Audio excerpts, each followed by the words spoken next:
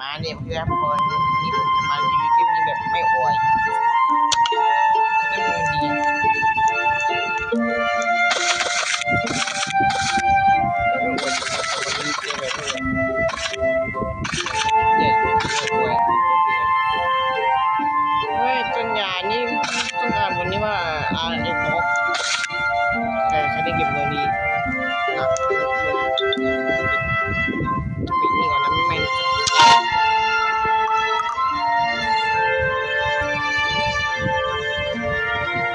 บนโต๊ะขาย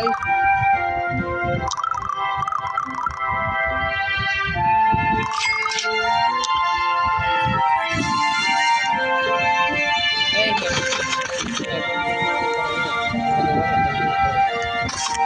ได้บนโต๊ะขายนี่มาตรงนี้ตรงนี้เปล่าแล้วมาก็ช่วยใครก็ไม่ได้นะ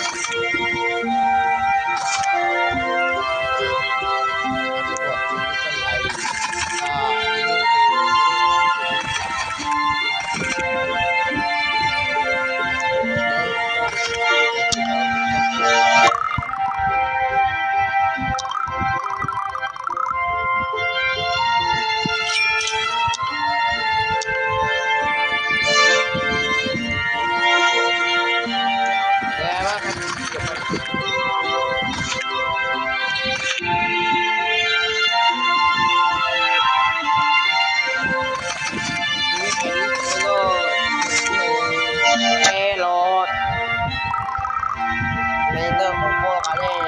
และไอเดียของเขาโอ้อะไรแค่รอ7 อันเยี่ยมยอดทุย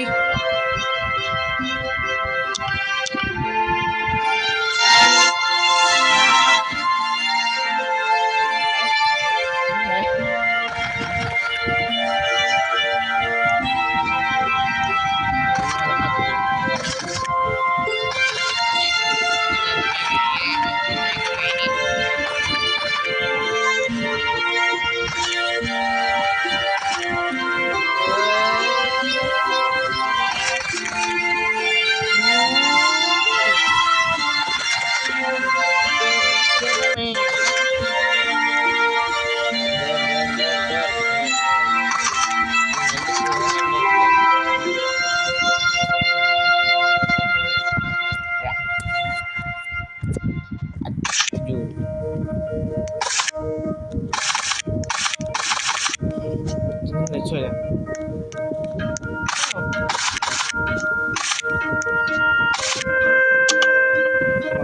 บรูจิแค่นี้มันจะถึงมาโคตรเล็กแค่นี้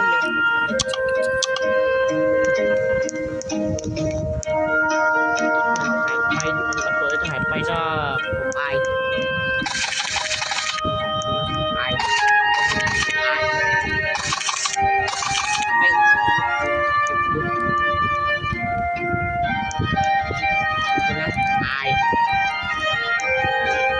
นะอาย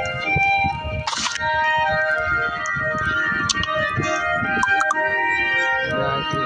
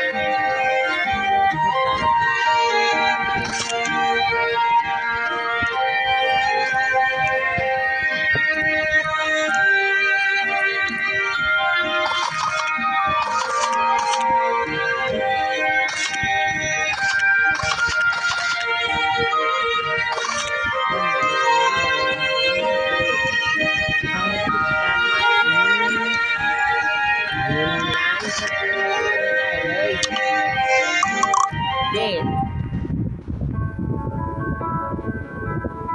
เลยมันไม่ขายจะไปแล้วทอมิโต้ชีวิรู้นี่ผมรู้เลมอน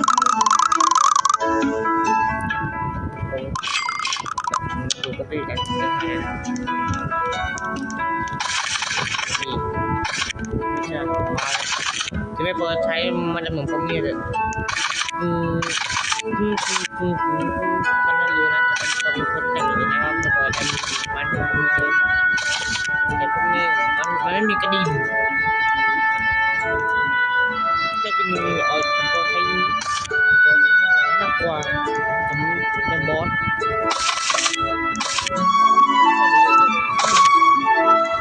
แต่ถ้าไม่รู้นะว่าเราจริงไปถูกคนเจอเปียโนโตละคนใหญ่เจอโอ้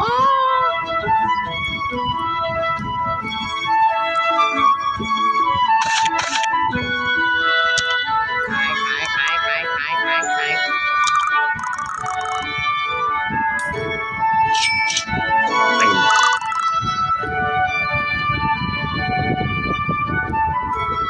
คือแบบแต่ละคนใช้มันก็ดีไม่ก็ดีนะ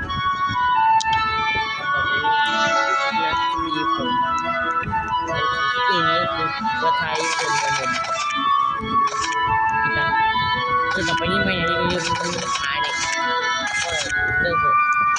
มันคนติดเตอร์ก่อนจะทำจนจบเป็นมันตั้งแต่หมดต้อง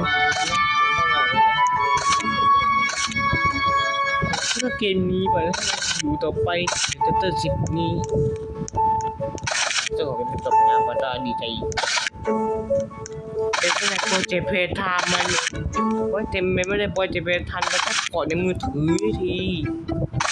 พร้อมจะเล่นโปรเจกต์เพย์ทันมือถือแล้วนี่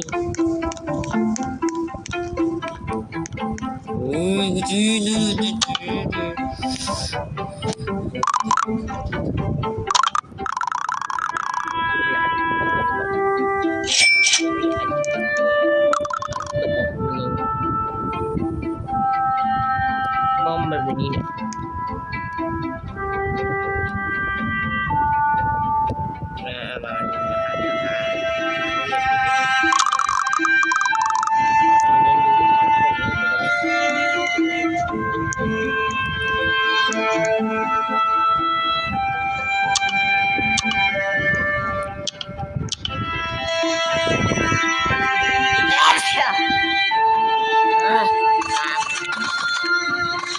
บางไทยเกี่ยวกับมันนะ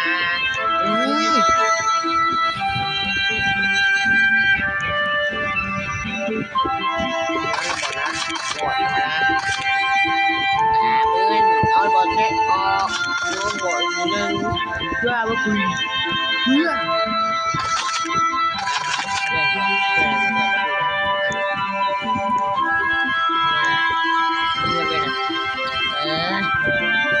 สด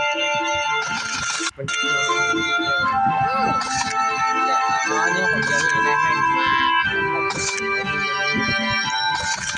เดี๋ยวผมแม่งเป็น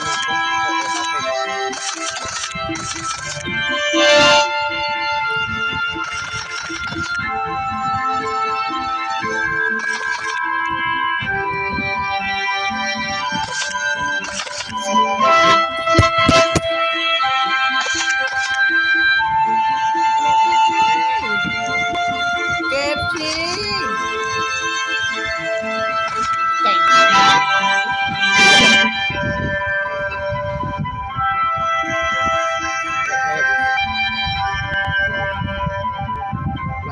มีเป็นเลยไปอ่ะ